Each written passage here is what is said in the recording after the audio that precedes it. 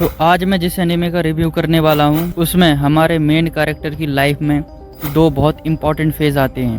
पहला वो जब वह अपनी नफरत की आग में जलकर बुराई का अंधाधुंध साथ दिए जाता है, और दूसरा तब जब उसे रियलाइज होता है कि वह अपनी नफरत में खुद ही को जला रहा है। एक ऐसा एनीमे जिसने मुझे बहुत गहराई से सिखाया कि अगर शायद तुम नफरत में पूरी दुनिया को भी ख़त्म कर दो तो अंत में तुम्हारे हाथ सिर्फ पछतावा ही लगेगा, इसके सिवा और कुछ नहीं।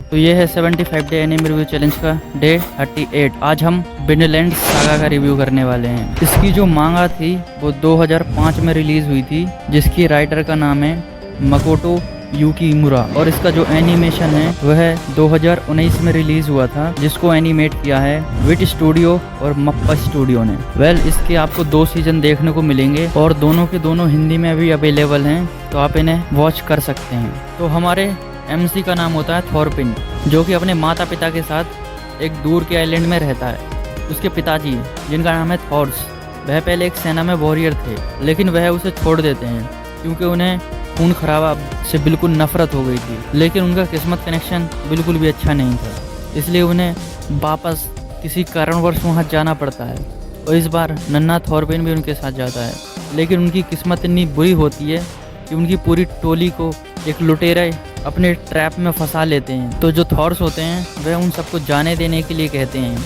इसके बदले वो लुटेरे उन्हें मार देते हैं। इसके बाद हमारे नन्हे थॉरपिन के सीने में जैसे नफरत की आग जल जाती है, और वह कहता एक एक को चुन चुन के मारूंगा, चुन चुन के मारूंगा। तो उसके बाद वह उन सभी बुरे लोगों के साथ ही मिलकर कत्लेआम शुरू कर देता है। बहुत सारे कत्लेआम करने के बाद भाई का जो मकसद होता है इनको मारना, वो भी अंत में पूरा नहीं होता, क्योंकि उसे यह प्रिंसेस, मेरा मतलब राजकुमार, मार देता है। इसे देखकर थॉरपिन कहता है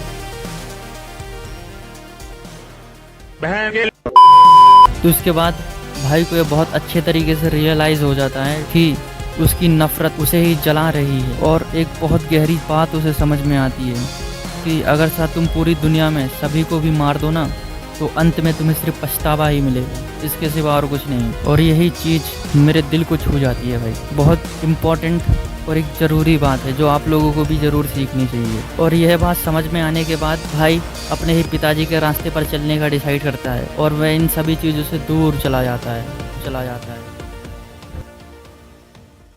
तो एनीमे में आपको एक्शन, एडवेंचर और कुछ हिस्ट्री के सीन्स देखने को मिलने वाले हैं। बाकी एनीमे मोरल्स की बात करें तो ये रही एनीमे मोरल्स, जिनको आप पढ़ो। यह एनीमे मेरी एनीमे लिस्ट में मास्टरपीस में लाई करता है। एनीमे सच में बहुत अच्छा है और आप लोगों को यह मोरल बहुत डीपली सिखाएगा, तो इसे ज़रूर देखना।